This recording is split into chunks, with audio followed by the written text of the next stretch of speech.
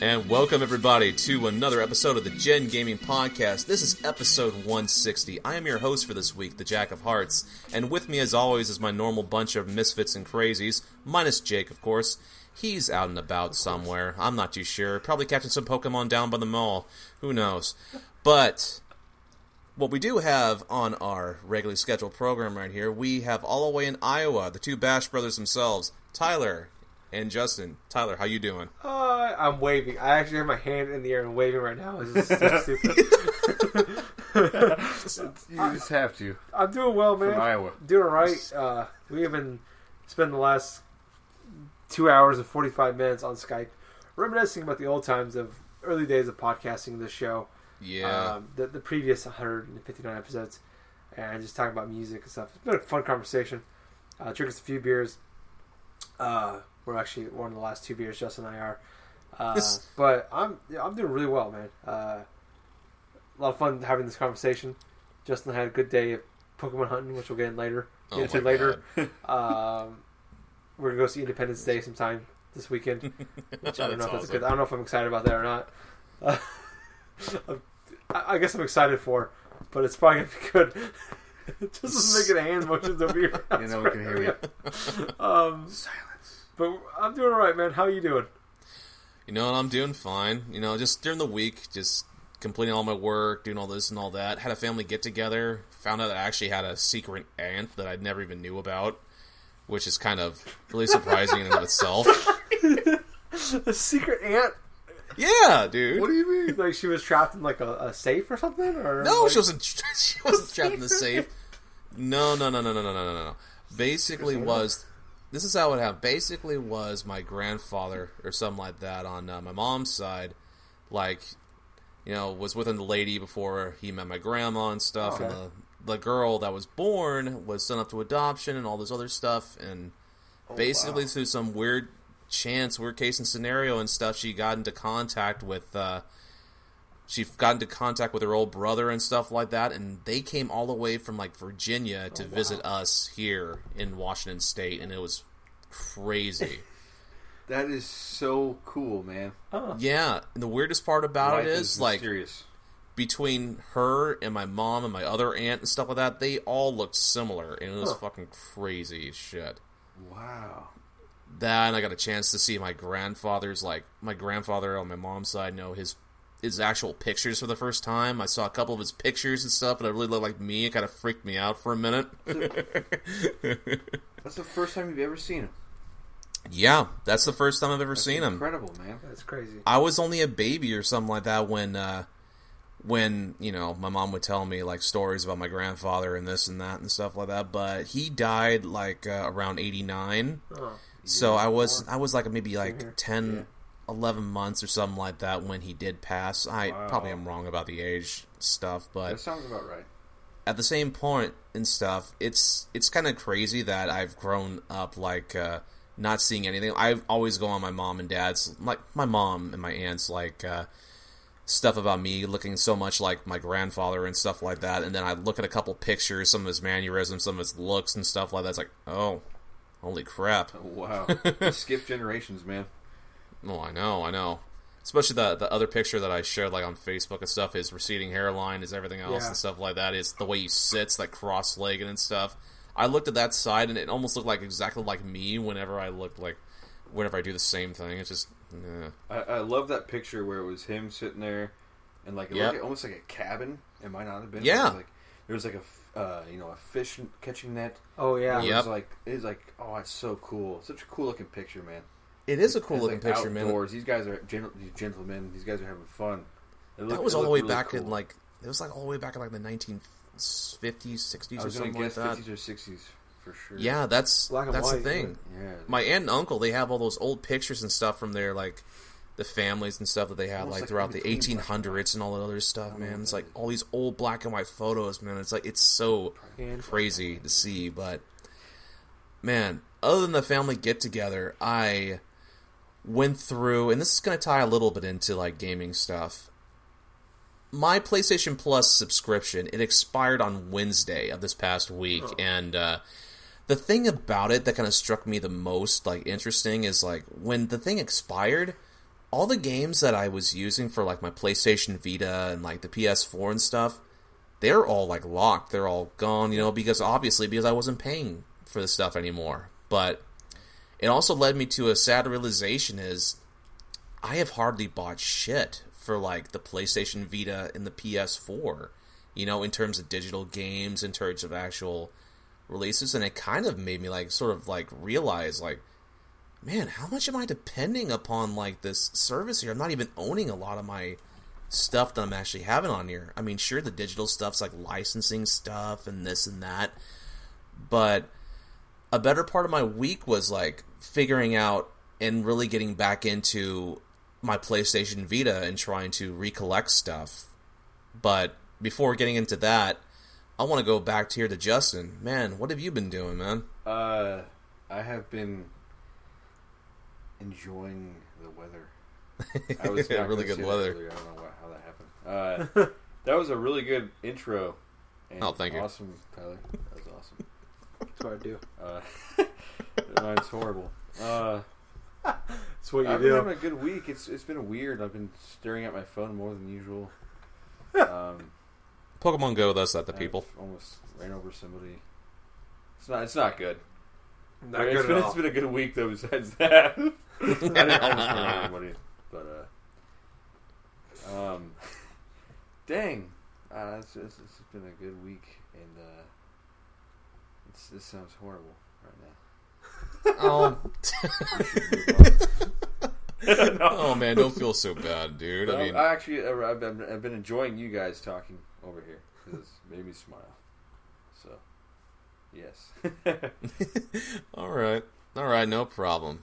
Well, without anything like man, let's go into what we've been playing, and let's see. We'll save a lot of the Pokemon Go stuff for like a lot of the end of our little things, though. So I'm gonna go ahead and go first for a lot of the gaming stuff, because now I'm gonna tie the rest of the Vita stuff in right here. So during the week, I was going through a lot of the Vita stuff, like the downloadable games, and I had like about 2 or 3 actual full-on downloadable Vita games I could play on my Vita during my lunch break and stuff, because that's what I do. Have a half an hour, eat lunch, play like maybe about 10 minutes of the Vita, you know? So I'd be playing games like Dekuro and like, oh man, I tried playing a little bit of Axiom Verge, but you know, the thing about those type of games is they're kind of hard to play in bite-sized chunks. But the game that I had been playing, and I played a lot of, like even today, Killzone Mercenary. The thing about Killzone Mercenaries is it's one of the few Vita games that is a first-person shooter, and akin to that, there's only like so many like decent first-person shooters on the Vita in and of itself. I mean, we've all pretty much heard about Call of Duty Declassified being a turd, and we've all heard about like Borderlands 2 like having some form of issues and stuff, but I would argue though, hey, Borderlands 2, it's okay on the Vita, but if you want to say like a great first-person shooter or something that's really good and comparable, I would actually say that Killzone Mercenary is one of those games. Because I went in like knowing, okay, this is a new experience for me. I've never played really in like a hardcore first-person shooter like made from the ground up for the PlayStation Vita. And I came away with my impressions this week like really impressed because of the way the implementation for the touchscreen stuff was going, the implementation for how fluid the gameplay was. Hell, the dual twin sticks of the Vita and stuff like that felt really natural when I was going through and just like meleeing a lot of the Hellgas and stuff like that. And speaking of, like, melee stuff, I love the way that it controls, like, for how you take out, like, enemy soldiers using the melee stuff. So, basically, it sort of acts like a little QuickTime, a mini QuickTime event, where if you go forth, you can either tap the Vita screen or you can press the triangle. You ever choose, I usually do the triangle. And it goes into this slow-motion, quick, like, little timing-based, like, melee stuff. So, when you go and try to conduct this, an arrow appears, and you swipe inside the direction of it. And when you do that, it does a brutal melee kill of the enemy soldier. And I gotta say, I love doing it. It's so fucking cool, because it's like, you can do this, and all of a sudden you just freaking put like a combat knife in the dude's skull, or like you just slit his throat, or just do all this other stuff. It's really fucking brutal, but at the same point, it's really satisfying to do. But let's see, for this game, I decided to, like, give myself a little bit of an introductory thing, since, like I said before, my first hardcore shooter game on the Vita, I set it on the easiest settings, because I wanted to try to go through the game and enjoy what I can, and see if I want to play through it more. And I have to say, I am through three stages, like 3 chapters of this campaign, and I think there's like only like 8 chapters or so. So it's pretty hefty, I think, in terms of like single player campaign wise. I haven't touched the multiplayer yet, and I'm not too sure if I can without PlayStation Plus, which I think I can. I haven't tried it, but I will soon. But yeah, the mission structure is sort of like how a basic first-person shooter is. It's like, you have a random story, you're hired on as a mercenary and stuff like that to try to combat and save, like, enemy like, you have to save your friendly soldiers and stuff like that, smite all the enemy, like, soldiers and stuff, the Hellgas and this and that. So the story is pretty much like, okay, in sort of like a B-movie action film type of way. But, like I said before, the gameplay is really solid. First-person shooter stuff is really vivid and stuff. I had to adjust the sensitivity of the right analog stick a little bit, because, it was kind of slow for my liking and stuff. Another thing I can say right now is, for those who love to play Southpaw style of, like, game styles and stuff, there is an option where you can go forth and just switch the accesses and stuff for the X and Y accesses, which, that's really cool. I don't use it, but I know there's plenty of people who play Southpaw style, and they really would probably enjoy that. What is Southpaw style? Well, Southpaw style is sort of a reversal of rotation stuff for the analog stick. So, say you use the left analog stick to move and stuff your character, and then you use the right analog stick in order to control the camera. Yeah. Well, that reverses it to where the camera is controlled with the left stick and the movement with the right stick. Like that? Think of Metroid Prime Hunters. Tyler, you liked it like that? It's okay. On handhelds, I'll use it. Really? Think of Metroid Prime Hunters. Remember that? Where, like, I would use the AX, YB to move the camera. It's like the C stick kind of on the 64. Or like the C buttons. I would play these, just think of it like that. That's the best way for me to explain it to you. Up, down, left, right. Yeah, that was up, down, left, right, and then the left analog stick was... You made those buttons a D-pad for you. Yes.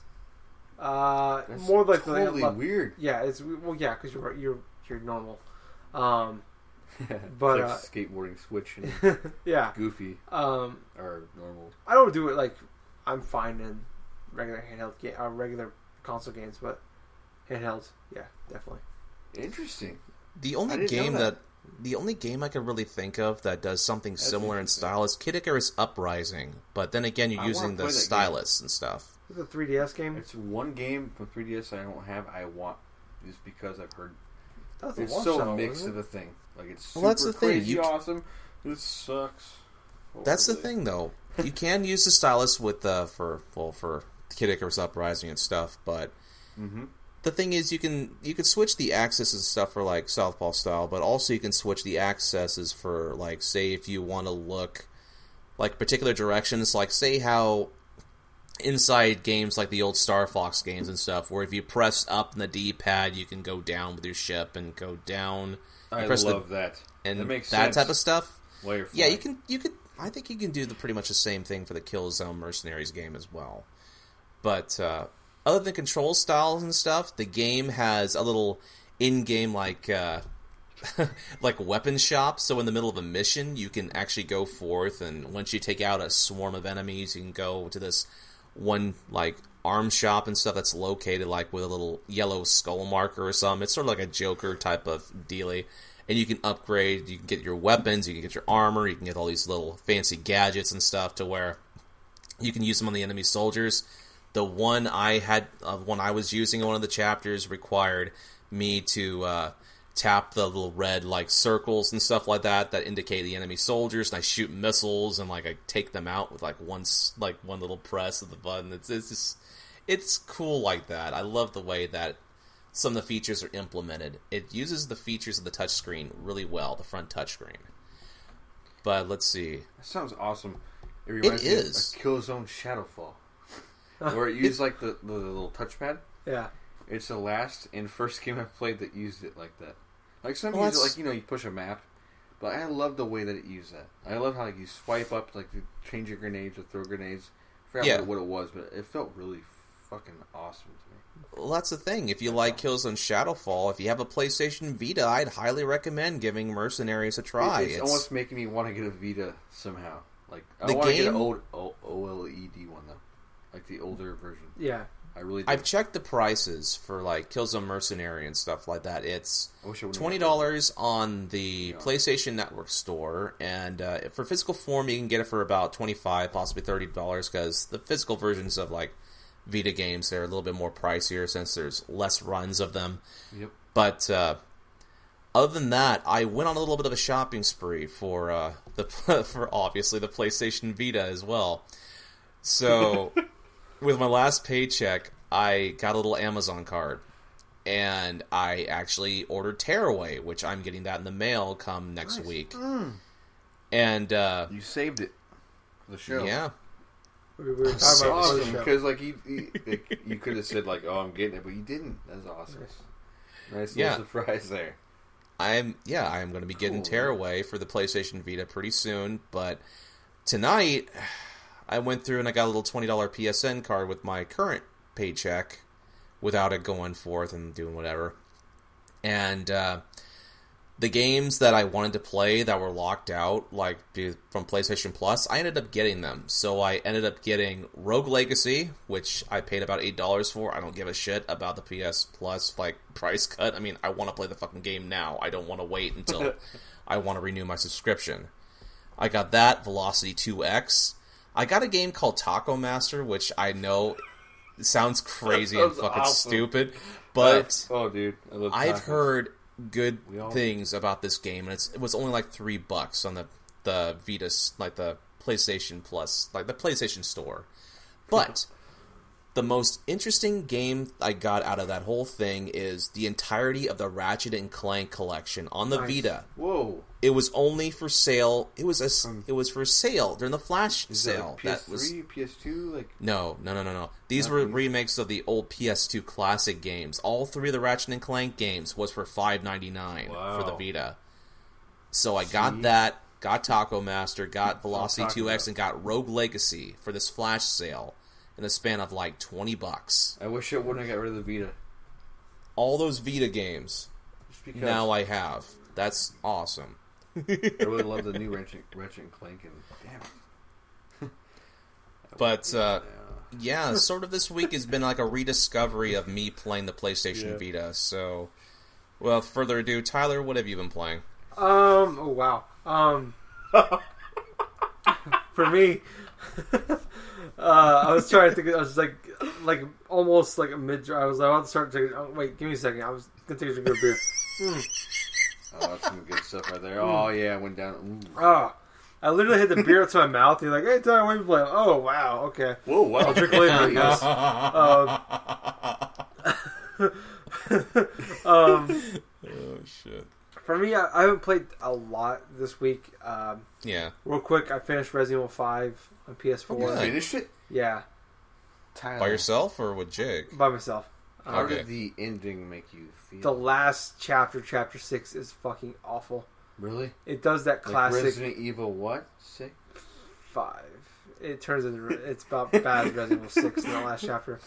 6. It's a 6 thing. Where it turns into basically shoot 'em up kind of game, like the generic.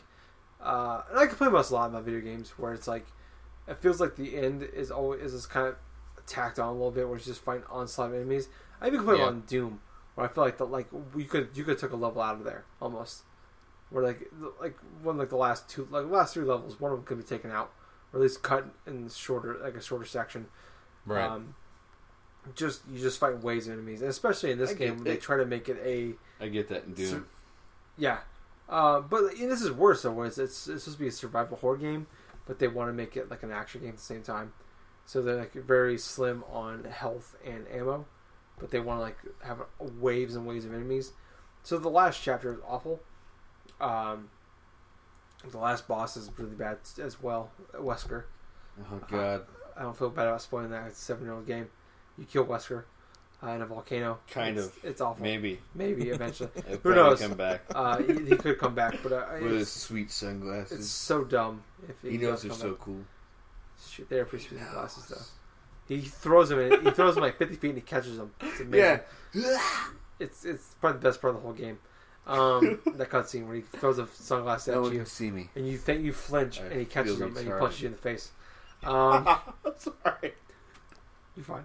It's the game. But I beat it. It's whatever. I don't have any interest playing the game again after playing Chapter 6.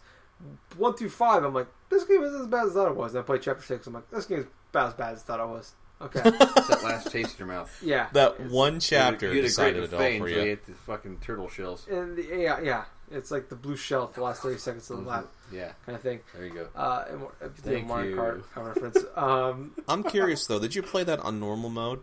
Yeah. Did you? Unlike another co-host of ours who's not here this week, not to name names. Damn! Who beat on James Field. Who beat on Xbox One and PS4 on easy, and then played the game again on New Game Plus with their highly upgraded weapons on normal. How interesting. Not gonna name names, but they're a regular host of the show. They're not here this week to narrow it down for you. But send me who you think it might be in the show notes, or put it on iTunes or YouTube, and let us know who you think it could be. But yeah. So I beat that on normal. God rest his soul. Yeah, he might be dead. Who all know. That game, it's whatever. I don't regret to buy it, $20, but yeah, it's bad. That last chapter. But other games I played, I picked up Ori and the Blind Forest. Xbox One had a big summer sale over the weekend. Justin made me buy Rise. I talked about that last week. Forced him to. He forced me to. He damn near pressed the button himself. With bottle opening point. Yes. But I didn't play that. But the other game I bought was Ori and the Blind Forest. And Justin saw me play a little bit of that. I played a little bit before he came over. I played a couple hours of it actually before that even. That game is really, really good. It is a Metroidvania style game. Beautiful looking. With the beautiful art style. And very music. Yeah, I actually put on Twitter. I thought I remember the exact quote I put on Twitter, but it's like I put like essentially like playing Ori and the Blind Forest earlier. Now I'm listening to the soundtrack. That soundtrack's fucking great. Something like that. I don't remember the exact quote. And then the actual composer of Ori and the Blind Forest liked that tweet. Oh, which kind of a cool thing. I thought it was really kind of sweet. Justin, I just high five. That's pretty cool. That's so cool. But that was kind of a cool thing. But that's a great soundtrack. Well, the game sucks, he says. The game is great. No, kidding. Shut up, Justin. I'll stab you. Yeah. We're not going to talk about Ori here now. But that game is a lot of fun. It looks fun. Yeah. Metroidvania kind of game. Justin saw me playing the game, and I feel like a huge idiot. I spent like an hour on the wrong, focusing on the wrong thing, and then found, I need to do this thing. It makes you remember a game. Yeah, true. But no, it's really cool so far. I'm definitely gonna keep playing it. I'm only a couple hours in. I mean, technically beat the first. I think there's like 4 or 5 areas. I don't know if I might be on the second one. For all I know, but it is an excellent game. It's gorgeous. Soundtrack is amazing. I'm gonna keep playing it. It came out like last year. And there's been a few times, I talked about on the show, like a few times where I came really close to buying an Xbox One. And Ori the Blind Forest, and just talking about before the podcast that he was tempted to buy an Xbox One just because of Cuphead. And what else? That I played it already. Rise? Inside. Oh, okay. I can see Rise. And Rise. Yeah, and Rise. But Ori the Blind Forest was And that first game to me that like made me want to get an Xbox One. There's a couple times like 2013, like I think 2013 and 2014, where I could have bought an Xbox One, and I didn't, and like I almost kind of regret not buying it now because I could have played this game a long time ago. Like I wish I would have played this game like last year, because this would be on my game of the year list kind of game, you know. It's so far, and that's only a few hours in. It still can be, in my opinion. Can be what? Mm-hmm. It can be on the Game of the Year list. No. It's your first year playing it. No, it came out 2015. Therefore, it's disqualified. Okay. It could be you gotta have rules, that's true. It could be my best old game. Okay. List. You gotta mention it, maybe. Yeah. Oh, it's gonna be mentioned. But I'm gonna keep playing through it. It's I'm enjoying it quite a bit right now, especially right now where there's summertime. Not a lot of shit coming out for a while. But no, great. A couple other things, real quick. I beat Inside again. Really? Yeah. I went through and I got all the side stuff, so I got all 1,000 points of achievements. Wow. I will admit, I had to look up 2 of them. I had no fucking idea where they were, so I had to go back and beat them. And then I went ahead and just looked up the secret ending. You know, I could have done it. The secret ending, you had to get that to collect all 14 side secret things, and it's whatever. It was awesome, wasn't it? Secret thing. Yeah, no, you didn't give me a goddamn achievement when you played the game, Justin. So no, I didn't give you anything. I'm sorry. It's fine, whatever. Yeah, it's whatever. But anyways, so I found all those. Like I said, I looked up 2 of them just because. Wow, I think just so easy to miss. Some of them are. But that game, not as good the second time, but it's still a good game. It's just because like it's almost kind of annoying. See. Just because like you have to do it. It's like I gotta do these 7 things to get through this room. You feel almost too like a genius now. Yeah, almost like I'm too smart for this game. Too smart for this Especially game because it made me this smart. Yeah, well, it's the one big thing to me, and minor spoilers, the 20-man. What you have to do with to get the 20 slaves to get through the section. Like, that was really. Is that what you call them as slaves? They essentially were. It's funny because they kind of were. It's all into interpretation. That is funny. That's what I said too. Yeah, well, that's the way I look at it. You have a thing that controls them, so they're slaves to me. But that slave to something. Yes, they are. My control. But that part was kind of annoying just because you know exactly what to do. It's like I was like, I get that. But there's gonna be a few parts that were like that, I think. Yeah. But it was fun to go through again and to try to find the secrets. So that game's still good. Still a great game. And I also bought VideoBall on PS4. It's $10. I've only played a few games.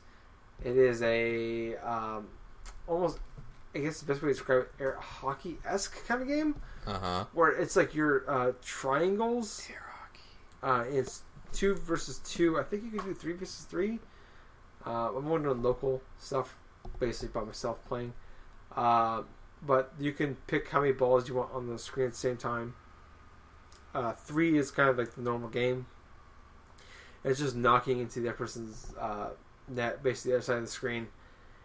And it's first to 10. But it is a super fun kind of game. It's on PS4, it's on Xbox One, I believe Steam as well. I don't really know how to describe it other than it's an air hockey kind of game. Where it's just like, you have 3 of these balls. And feels like fun, dude. You could charge up shots. And it's like, you can hold the any button, and you have like the circle, square, triangle, X. Or if you want to do Xbox One, X, B, Y, A. Yes. And hold it, and you can actually create blocks that, like, if a shot hits the block, it stops. Or you can, like, charge them up a certain amount of time, and like it's like a super strong shot. But if the other person hits it, it hits all momentum, goes back your way, kind of thing. It's a fun little game. It sounds fun. Yeah, I've only like it. Go ahead. Picture it real life on the air hockey table. Yeah. It might not be as fun as you think with 3 arms on one 3-foot side. It's fun. But in this game, I think it's going to be fun. Yeah. It's different. I played a game where it was just like one ball, mm-hmm. and it's not very fun. It's fucking crazy hard. Not hard. It's a long game. I think I need to see this game sometime. I never heard of it until I listened to Giant Bombs. I've never heard of it either. David Lang from Iron Galaxy was on the recent episode, and this past week's episode, and he actually Iron Galaxy made this game. Oh, or what published it, or they were part of it. Anyways, they jumped in later on, but that's how I heard of it. And then I checked out the quick play on YouTube. I'm like, oh, this game looks really cool. And then I just went ahead and bought it, and this game is really cool. So I'm having fun with that. I may play like 45 minutes to an hour of it. Probably play like 10 games all together. But it's fun. It's really cool. It's $10. Highly recommend. At least going out on YouTube and looking it up. For the very least. No, it sounds very interesting. It's a simplistic game, but it's really cool at the same time. I like that. But I guess that's what I've been playing. All right then, Justin. What about you? Oh man. Well, I've been playing one thing. Can you call it a game? Maybe. I've been playing Pokemon Go. Oh, yeah. Yeah. So we're going to jump in here. Yep. Yeah. Probably should jump in here. Well, you can go ahead and talk. We've already talked. I don't know why. I don't know how I'm playing this game. I had no interest at all. I said it last week. I'm kind of repeating myself. But as soon as I saw the Pokemon, it's very nostalgic. I can't believe it's been 20 years since this game came out. Yep. Pokemon Go has been out for 20 years? Well, not Pokemon Go. Just Pokemon the franchise. It's crazy that it's been 20 years. Mm-hmm. That's insane. And also, I feel like this game, or whatever it is a phenomena. Like, I really do. Like, I go to work with people of all ages, 18 and above. And, I'm hearing people like 60 talk to me about Pokemon. Like, I can't think of a band, a movie, a show, anything where so many people from different opinions and directions have come at me saying something about Pokemon Go. It's insane to me. Like, I don't know if it's a good thing. It's just insane to me. I think it is sort of a good thing because I think it is too. Because look at it this way: Pokemon as a franchise, like when it first came out and stuff inside the U.S., it was already a smash hit in Japan, like from '96 onward and stuff like that. But the thing is, when it started really becoming a phenomenon, when it came to the United States and a lot of the other stuff, and it sort of faded out of relevance after like Pokemon the movie 2000 and stuff like that, and that just started to wane down until like just right now, because I see it more as another reemergence of another like boom for Pokemon, because you had X and Y was sort of like a reboot for like certain generational stuff, but with Pokemon Go, this is something entirely new, and it feels like a brand new Pokemon game, but not like anything traditional stuff, but at the same time, different. It feels different. It feels deep in its own way. Yes, exactly. There was, it's probably not as complex as some of like the newer Pokemon games I haven't played. Well, but I feel like it is also complex in some other ways. Like not like that though, but there are certain complexities to Pokemon Go. I mean, if you really don't go inside, because the game doesn't really explain too much other than like some of the bare bone tips that the professor gives you. But I akin it more to like just another boom of Pokemon, just going here and there, because that's what I can really compare it to, because even back then, people were really into Pokemon. The kids were all abuzz with it, like from the late 90s and stuff when a lot of us were growing up. we were there when a lot of the Pokemon Yep. stuff first started hitting, and now 20 years later, it seems like another boom is happening, and people everywhere want to play Pokemon Go. Yeah. Yeah. And like I went to a bar downtown. Yeah. And I was sitting at my own table with my buddy from work, and I was there's a couple chicks and a couple dudes sitting across the table. One girl was like, "Will you talk to me?" to this other guy, because my friend is playing Pokemon Go, and I had to ask myself, did this girl play Pokemon Go as a child, or Pokemon as a child? Yeah. Or is she like just, some person that plays mobile games and this one caught her attention? I have no idea. But the whole time, she was staring at her screen, not caring about what these people were saying to each other. These drunk human beings. And it was interesting to watch. Yeah. I actually talked to a guy who completely thinks that Pokemon Go is retarded. Yeah. I talked to him that night. He's talking about how, I live downtown. I want to throw firecrackers at these people because they're, loud and annoying. And what is going on down here, This place, what is happening? And this guy also told me, he's, kind of a hypocrite. He's like, I still play Ingress. And all this stuff. So at the end, it's, kind of okay. Play the exact same game. You're playing the same game, but it's not even as interesting. To me. Yeah. But, you're complaining about these guys. I get if they're being loud and shit like that. You live downtown. I understand that, but you live downtown. Downtown's supposed to be loud. Sculpture Park. Yeah. Get over it, dude. But, yeah, no. I think this game's pretty cool. I never planned on even downloading this game. And, I've had a lot of fun. Okay, just seeing... I've forgotten lots of things.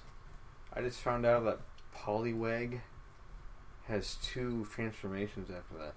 Yeah. Mm-hmm. And I don't know which one Poliwrath is. Third. Is it third? Third. Yeah. Well, the thing about Poliwrath inside, it's part of the first generation, so... But I love yeah, the it's 2 original evolutions, Pokemon. I forgot which ones It's were the Poliwag, Poliwhirl, and then Poliwrath. Because I thought when the fossil Pokemon cards came out, I thought that was a new generation. That's the same generation. No, But it was it's the same generation. Yep. And, yeah, it's just interesting. Yeah. Downside, though, is problems I've had. Not, it's free, but, at the same time, the worst problems I experienced today, I think it's, me and Tyler were talking about it, it's the first weekend with this game, basically. Yeah. I think a lot more countries have been thrown onto this game. I don't know if that has anything to do with it, but I feel like it might. So the thing is, actually, it's funny. Justin and I actually went out to downtown earlier today and played a bunch of it. Had a lot of problems with servers, connection issues. Apparently, there was a DDoS attack. Really? Morning. And I told Justin before we even went downtown to play the game, I couldn't get on all morning. Oh, and then apparently that's when it started. And then afternoonish when we started going down there is when it started getting better. Yeah. Yeah. So that was a big problem. Why? Apparently there was issues, and they had, at the very least they had server issues. Yeah. And it was bad. we were talking about, yeah, it was bad. The game was probably half a dozen times it froze on us a piece. Yeah. And there was tons and tons of times where we couldn't even connect to the game. But just kind of looking at the game itself, it's funny to me because I remember when we first talked about Nintendo going to the mobile market, you said that you didn't, talking to Justin here, that you didn't want any games you hoped more games like Miitomo where you didn't get interested in them. As far as you didn't want them super in depth. You didn't want to make them anything where you put too much time into it. You wanted them to be things you weren't really interested in. Yeah. And this is kind of funny now. It's Pokemon Go, second game out, and it's you're kind of hooked on it. Everybody's hooked on it, and I agree with you. I agree with you at the time. I agree with you now. where I kind of wanted Nintendo to go into the mobile market and not release anything that was super awesome where we got hooked into it. But at the same time, like, this is fucking really cool. What's happening? This is a phenomenon. It is a fucking phenomenon. Yeah. Jake's not here this week because allegedly he's out playing Pokemon Go right now. Right now. What he told us earlier is he's going to play Pokemon Go tonight. And next week he says he won't play it as much. Yeah. So it sounds like a addict. Yeah. It's like I was going to do some heroin tonight. Next tomorrow I won't be as much heroin. Yeah. Which you can see how it happens. You can see how it happens. Yeah. But yeah. I don't know. I think it's a cool thing. I'm not nearly into it as much as other people are. I don't think, anyways. Today was probably the most I really put into it. Like I think I caught like 50, 60 Pokemon today alone. That's right. Wow. And that was like a lot of Pokemon I caught were like around like where I live at, like within a few square blocks of where I live. Just driving around, stuff like that. But it's still a cool game. I think it's kind of cool. The idea, in theory, is pretty cool. Yeah, I don't know. It's cool. That's really what I'm going to say. Like I said last week, my expectations were very low for this game. Me too. And it's definitely blown past what I thought it could have been. I think likewise for the people that made it. Yeah. I really do. Niantic, yeah. Yep. This game's got some legs on it. That's for sure. Oh, yeah. It's especially if they keep updating it. This is a lot better than fucking Mitomo, that's for sure. Things. Yeah, and it's the one grossing game on Android and iPod by a large margin. Insane. So. And here's some fun statistics too during this week. Cool and scary. Like during this week in particular, the app Pokemon Go was more used than say than Twitter, Facebook, and even certain website statistics and stuff for like mobile stuff. The thing was more popular than fucking porn. Yeah. Doesn't happen very often. That does not happen. Every few years, something comes out and actually over Fallout 4. Even for Fallout 4 was that last year actually. Yeah. And that was just for like the first day. Like that was kind of like the first week. So people have stopped fapping and gone outside to go ahead and just like have social lives. Fapping is never going to go away. But they might have cut back or fapped in other ways. To get I don't want to know about their fapping habits. Whatever you gotta do to fap, But yeah, I don't know. I think it's cool. It's just kind of like it's great being an adult and the fact that Pokemon's kind of cool again, and you almost don't like. I was at work. I've been at work this week, and there's people at work like I had very little to no conversations with. Yep. In the 7 months or so I've been there, and I've had more conversations with these people because of Pokemon Go. Yeah. This week alone than I have, since I've been there. It's because they're playing it too, and it's a cool phenomenon. Who knows how long it's going to last? I mean, it could be in 3 weeks. By August, maybe no one cares anymore. Maybe. But for right now, it's a crazy thing. I mean, Justin and I went downtown. Today I went to what's called Sculpture Park in our area, and I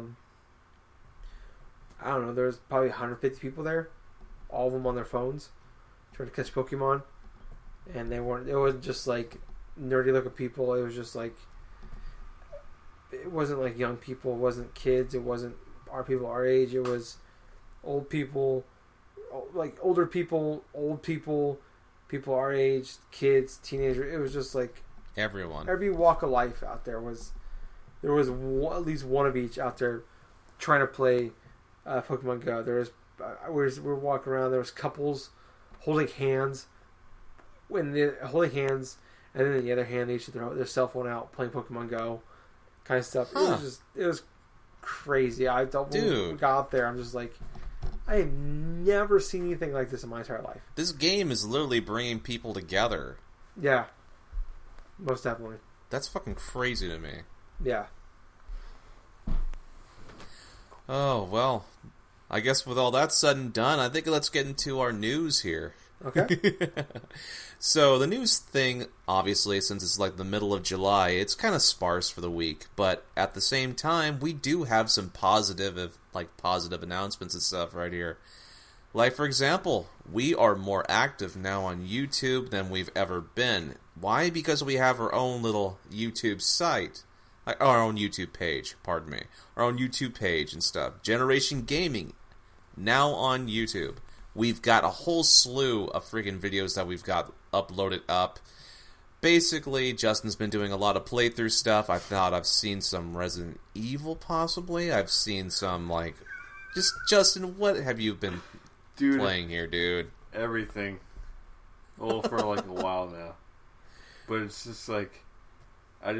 I pretty much start recording everything I play. Yeah. And I don't have audio. I think I will maybe sometime soon. I need to look more into that. That's figure out how to do it. Man. It'd be weird. It's kind of weird talking to yourself. Yeah, it's. Kind of I've tried it people before. Are listening. There is a video of me playing Race to Sun by myself. It's on our YouTube channel if you want to check that out.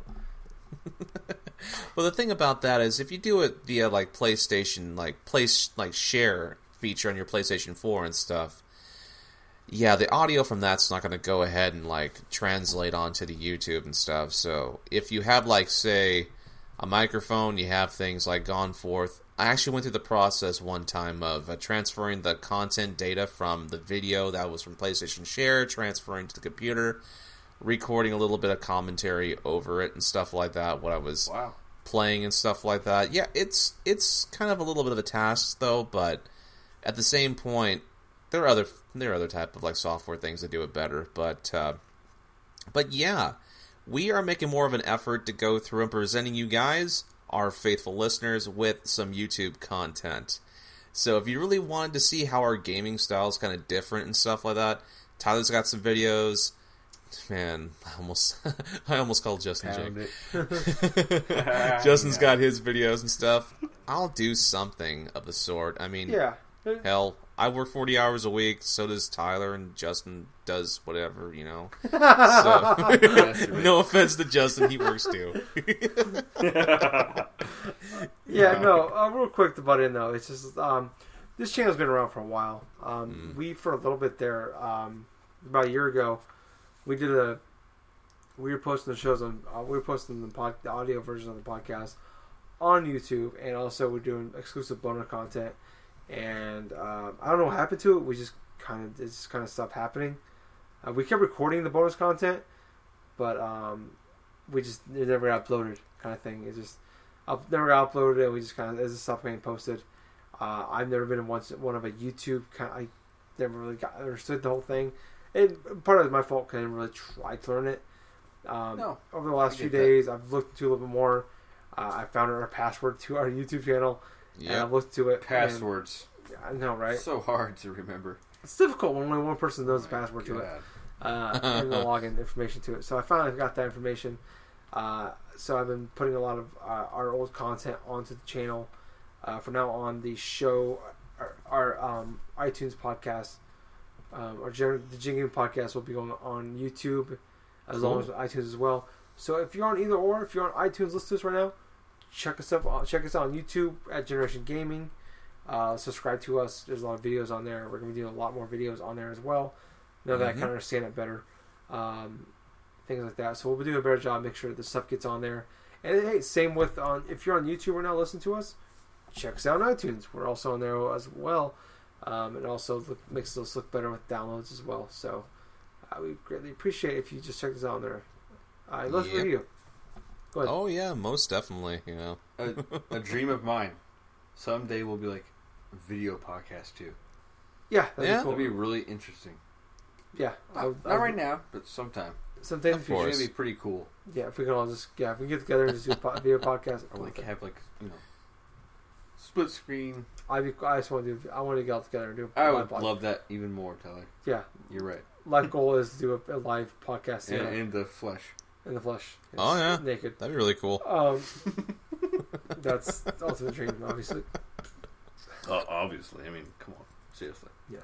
Look at us now. Yeah, I know. Sexy, sexy beast, baby. Well, anyway, speaking of the future, when it comes to like certain topics and stuff, yeah, you know, for like Nintendo and everything and stuff, we've already went inside Pokemon Go. We've said our thoughts and things, but Nintendo also had like another little announcement. This was sort of literally a toss out of left field. It was literally a curveball thrown over the home plate of Nintendo. Had loved like Nintendo fans everywhere here, where Nintendo did something really out of the ordinary. They actually, I know, especially for them, they went forth and announced that there is going to be a smaller version, a Nintendo Mini, a remaster of, like, say, of their original Nintendo console. Only it's more miniaturized. You can connect it via HDMI cables. It looks like an exact replica of the Nintendo Entertainment System. But the thing is, there are 30 games built into this device. So it's sort of like how like companies have gone through in the past. Say Sega has partnered with companies before to release like built-in like games and stuff like that with their ROM emulations and stuff for their classic like Sega games and stuff like Sonic the Hedgehog, so on. Yeah, exactly. Like Atari did it with 2600. ColecoVision has done it with theirs. Yep. Now Nintendo is doing its own version inside the retro game sphere. And HDMI.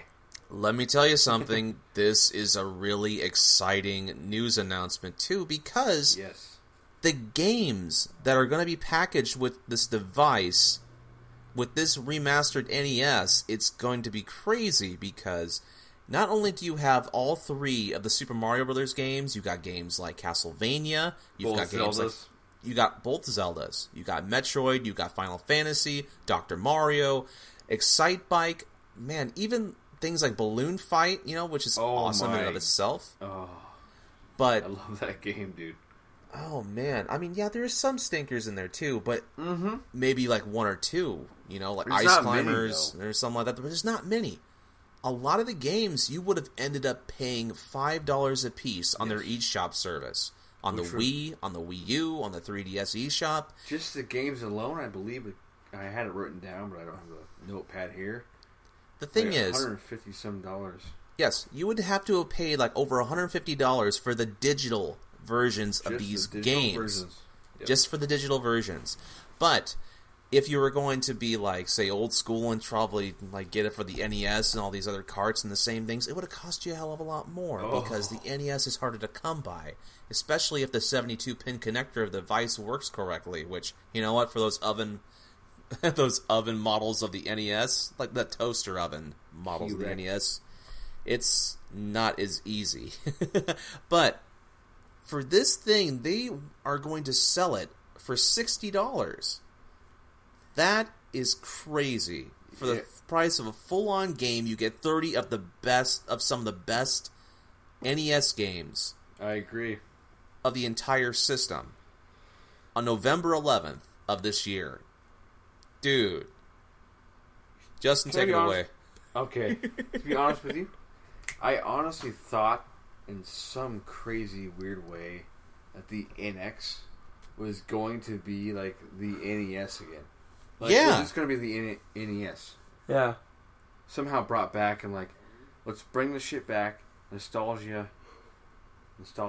And like this is like kind of in the same thing a little bit, but it actually kind of surprised me. Like you were saying, Atari 2600, Sega has done this stuff. Nintendo has never done this yet. Yeah, and they're the most super crazy. Notable. Fits in your hand. It's got more than one save state to each game. Yep. Most importantly to me, actually, the save state's pretty awesome. But like the HDMI thing, like there's people selling mods of old consoles with HDMI mods. I mean, like super crazy expensive. And this thing literally fits in your hand. It's $60. Like, I'm curious to see. I'm so curious to see. I love the games on this thing. There's a couple that I don't like. Like you were saying, like maybe I don't not like them, but they're they're not the gems necessarily. To you personally. I mean, personally, I've said, like, Ice Climbers, Is that Kirby game, Adventure on this game? Yes! Kirby's Adventure is on this Please thing. try to play Kirby Adventure. Kirby, I think, is a mislooked franchise that is incredible. And you the original one is awesome. It's like the end of the life. It's always like the end of the life cycle of the console. It released like around 93 on the NES. It looks incredible, dude. What about Wario Woods? No, not Wario's Woods. Man. There's no Wario's Woods. That's not on here. But Castlevania 2 Simon's Quest is. Yes, it is. Yeah, I know. No, like for me personally, what a cool gift you could give somebody, and I'm so curious to see how this sells compared to like modern consoles. I'm so curious. It's crazy. I am already hearing rumblings from my friends, not like on Facebook, like so people who I know as friends. I even had some random. I have most of these games, dude. I even had like today when I was at the gas station, help like getting some gas and stuff for my little gas can and stuff to do like lawn stuff. I went inside, I paid for the gas, and the guy recognized my Nintendo shirt that I was wearing, which I wear a Mario shirt on occasionally, and he specifically asked me about that NES, that mixed little NES thing today, and I'm like, the mini, holy shit! It's like, are they really coming out with like a new NES? Like, yes, it's all this other shit, dude. It's crazy how word gets around so quickly now, but it's also exciting because this could be a potential another hit. And it's coming out right before the holiday, which I mentioned, and that's totally cool. I'm just so curious what it's going to do, like sales wise. Tyler, you've been oddly silent. Why don't you chime in a little bit? I guess for me, I'm happy for the people that are happy about it. For me, it does nothing for me. Okay. The biggest is what really sucked was I found out that there's gonna be no like virtual console support. I think that'd be a really cool thing. Whereas it's like, oh, you mean after this game? Yeah, like for that system. You hook this thing up.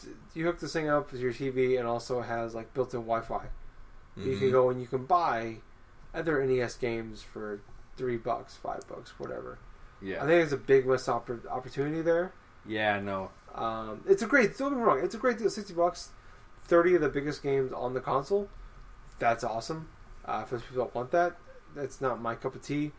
But I feel like there's another missed opportunity where you could easily like put a good chunk of the library on there, and for a few bucks a piece, sell some of these things. That's really it. I really don't have much to add to that. I do agree with you, Tyler. That that not being able to like download additional stuff. I mean, quintessentially, this is just like a analog sort of box with just things like the ROMs and everything else built in. Yep. But my main issue with this is like whether or not the quality will be there, because other devices of this type before, they've always had some sort of hitches or like hardware flaws. Like, for example, when I bought that Sega Genesis one with the built-in games and everything else like that, the whole sound card of the thing was an octave higher than what it's supposed to be for songs and stuff, and it drove me fucking crazy.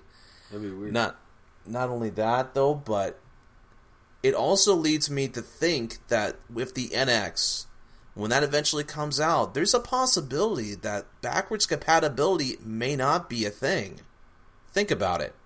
If Nintendo goes ahead and this thing is going to be a massive success, you know, the whole renewed NES and stuff, the Nintendo Mini pretty much, then there is room for them to do a Super Nintendo one, and a Nintendo 64 one, and a Game Boy, and all this other stuff. Why the hell would you want to do a virtual console on your next console? You're going to focus on the newer stuff. You already have the Wii U on the market. People can go ahead and buy little games and stuff they can for that. But for the NX, they're probably going to focus on their newer games. I will say no one knows what a Wii U actually is. Yeah. And the NES is Fair the point. perfect way to reinvigorate just what it started as. And that's pretty incredible to me to think about. Exactly. And with they're Nintendo, actually to the point now where they're like, here's a miniature of our original system. Like, that to me in itself, like, even if I don't want the thing, is pretty crazy. And I'm curious to see what it does. And it's a lot better. It's a lot better in advertising. I was curious. It's a lot better in... Yeah. Almost everyone, at least, I don't know. Like, most people know what, like, an NES controller looks like. Yeah. It's like, I'm more curious than anything business-wise. I feel like this is a great tool. Yeah. For something. Definitely. Like, they're using it like they waited a long time, and they waited long enough for it to make a difference. I think so too. At all. Like, I feel like if they would have came out with this like 10 years ago, it would have been like another thing, like the Sega that you're talking about, the bad sound, and like I hope the NES Mini is not like that. I hope it's like really awesome, and I hope that it makes people remember. I was talking to like kind of like Pokemon Go. I was talking to people about this that I've never talked about games with before. Like, that game's got fucking Castlevania on it, like this little thing, and like they're crazy about it because I was on KCCI News, which is like a local Des Moines news station. Yep. Oh yeah, and they've been talking about this, and like they're excited. So I'm so curious to see what happens. It's interesting because advertisement wise, completely new, but it's just the way and the timing. The original Nintendo is the most recognized video game console, barring like other types of like things that preceded before it, and even like consoles now. But the thing is, that's more recognizable than say the Wii U in terms of advertising, in terms of things. If you show somebody a Nintendo, they'll know what games they're going to be on there or what type of experiences they could have, unless they're really young, but a lot of us, like, say, around our age range or even older, they remember the NES, and that nostalgia factor is going to play a huge role for Nintendo to be really quite successful. Yeah, I'm super curious as to what this does. I will say, man, how it's a plan of the NX. I know. That's what I started thinking about, too. I feel like it's also the first thing, the first item, the first product that you can buy as a part of their, like, not Wii U, not 3DS signs at the stores, but Nintendo. Yeah. Like, I feel like it's the first product of that. Like, that's going to be in that case with that stuff.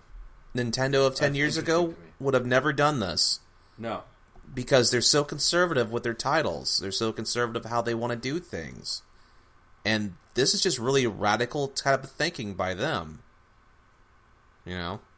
So it's going to be more interesting seeing how not only the profit sells from that features, but other than that, yeah, this is going to be an exciting rest of the year. But yes, indeed. So let's go ahead here and go into our next topic right here. So basically, there were a bunch of websites that were reporting upon supposed YouTubers paid for like positive reviews or something like that, and like a couple here for like Counter-Strike Go stuff. But the thing about it was that a lot of these news articles and stuff like that, there is a lot of fluff gossip pieces and stuff around the internet in terms of not only just news sites, but also like gaming news especially. Definitely.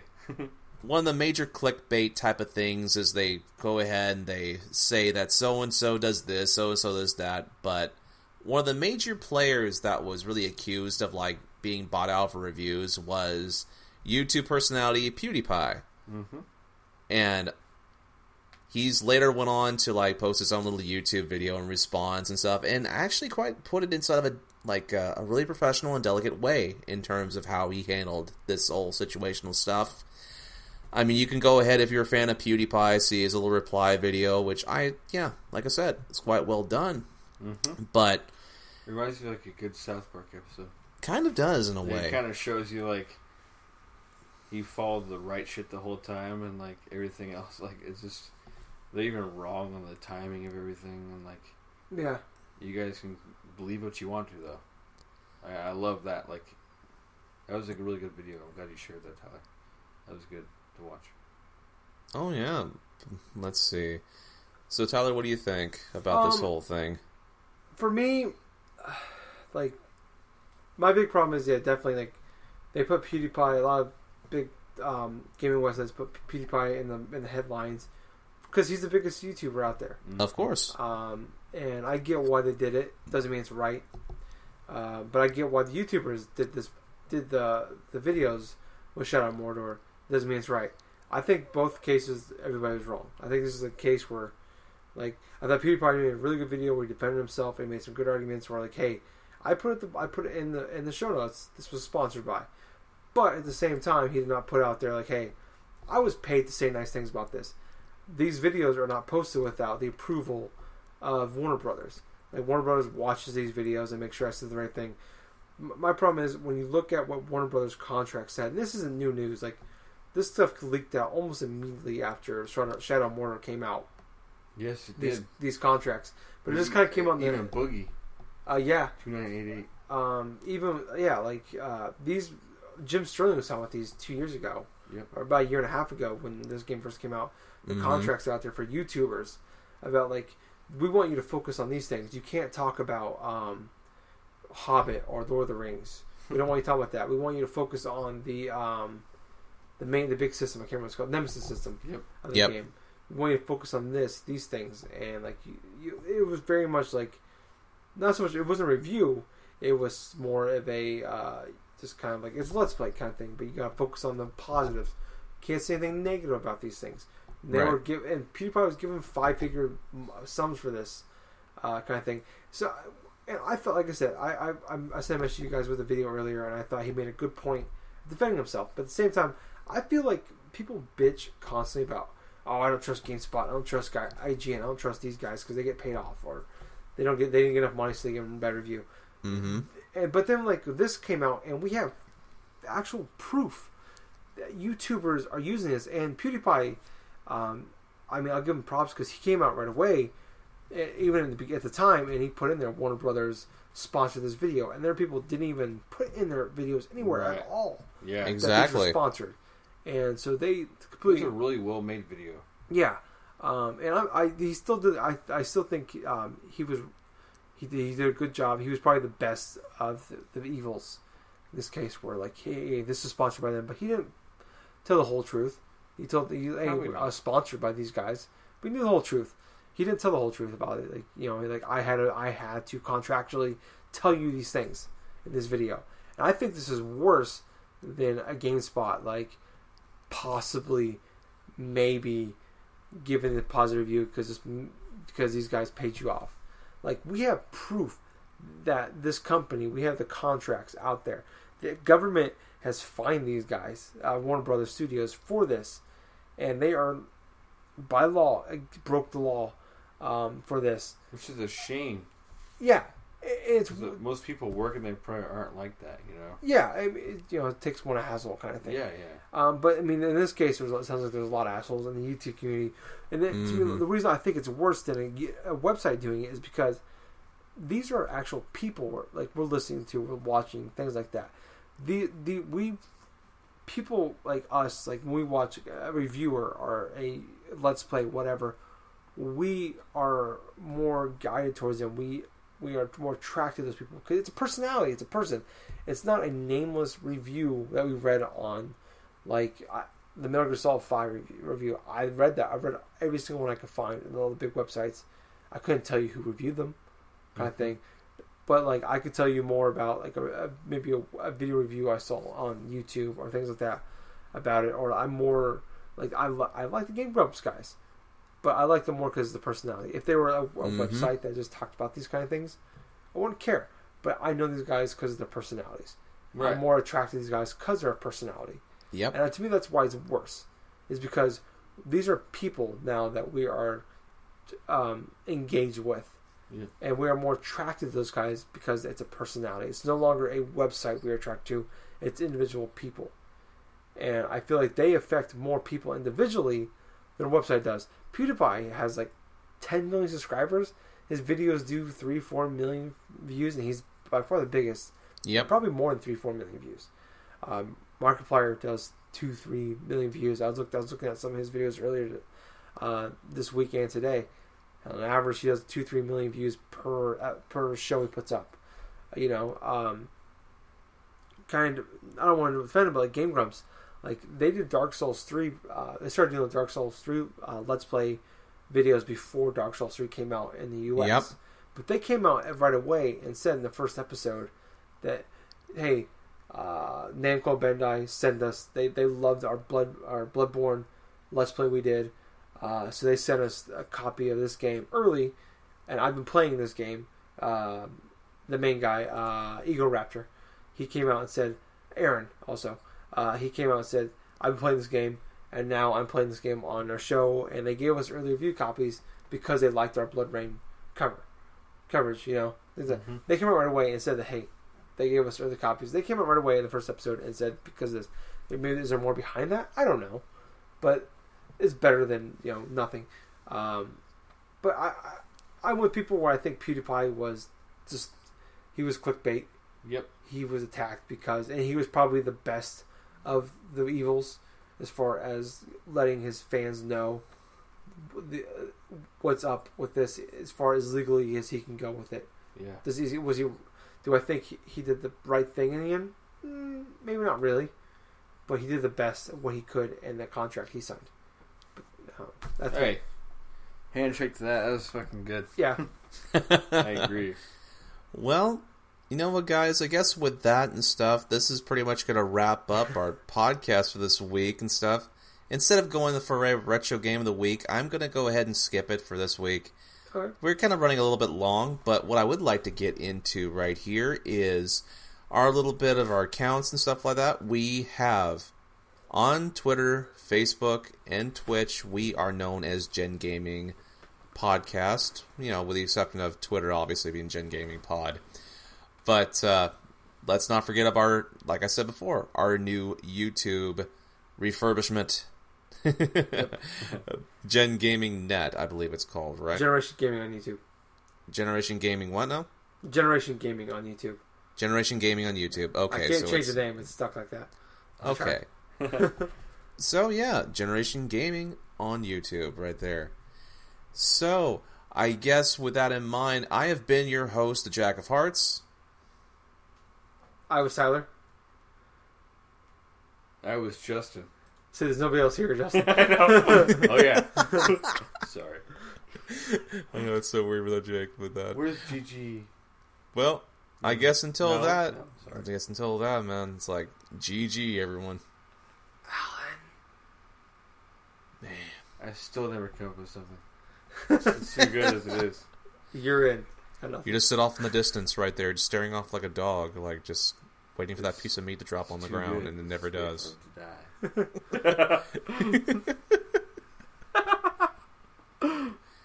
And that dog is Jake. Oh, goodbye, everybody. Jake, everybody. Bye. Goodbye, my friend. We got a brand new collaboration here. Oh.